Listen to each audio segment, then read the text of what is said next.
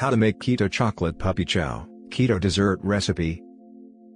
The ingredients: 4-ounce pork rinds, 1/4 cup coconut oil, melted, 1/2 cup almond butter, 1/2 cup cocoa powder, 1/2 cup low-carb brown sugar replacement.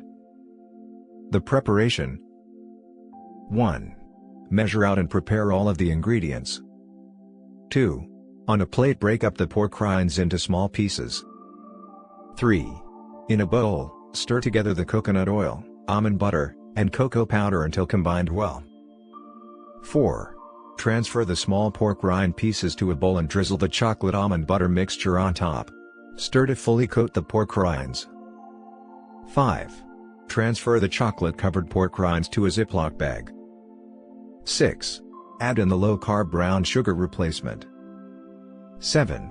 Shake well to fully coat the pork rinds. 8. Serve and enjoy. The serving. This makes a total of 4 servings of keto chocolate puppy chow. Each serving comes out to be 522 calories, 42 grams fat, 6.7 grams net carbs, and 24 grams protein. If you wanted to get a custom keto diet or dessert made up for you, just click on the link in the description below for more recipes.